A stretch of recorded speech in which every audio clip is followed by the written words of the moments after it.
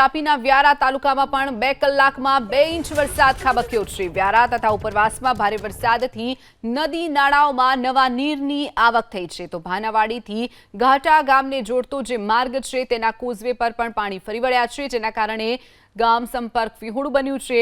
ભાનાવાડી ગામ નજીક low level પુલ પર પાણી ફરી વળ્યા છે। પાણી ફરી વળતા લો લેવલ પુલ પર અવરજવર બંધ કરવાની ફરજ પડી છે। તાપીનું વ્યારા, જ્યાંના આ દ્રશ્યો છે, 2 કલાકમાં 2 ઇંચ વરસાદ ખાબકી ગયો છે, જેને લઈ અને ભાનાવાડીથી ઘાટા ગામને જોડતો જે લો લેવલ પુલ આવેલો છે તેની ઉપર નદીના પાણી ફરી વળ્યા છે, તો રસ્તો હાલ પૂરતો બંધ કરવામાં આવ્યો છે। તો પ્રશાસને પણ લોકોને સતર્ક રહેવા માટે અપીલ કરી છે।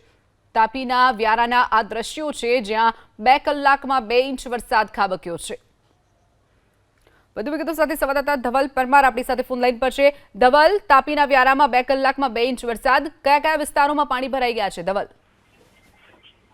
તાપી જિલ્લાના વ્યારા, વાલોડ, સોનગઢ સહિતના વિસ્તારમાં સવારથી મેઘરાજા વરસી રહ્યા છે, જેને લઈને જે ખેડૂતો છે તેમાં ખાસ કરીને ખુશી જોવા મળી રહી છે। તો બીજી તરફ કેટલાક વિસ્તારોમાં પાણી ભરાઈ જવાને કારણે વાહન ચાલકોની સમસ્યામાં વધારો થયો છે।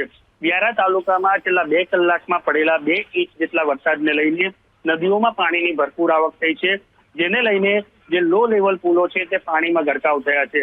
વાત કરીએ તો વ્યારા તાલુકાના ભાનાવાડી નજીકથી જે ઘાટા તરફ જતો જે માર્ગ છે ત્યાં લો લેવલ પુલ આવ્યો છે, તે પાણીમાં ગરકાવ થતાની સાથે વાહન વ્યવહાર હાલ બંધ કરી દેવામાં આવ્યો છે, જેને લઈને સ્થાનિક લોકો અને વાહન ચાલકોની સમસ્યામાં વધારો થયો છે। ચોક્કસથી ધવલ, માહિતી બદલ આભાર।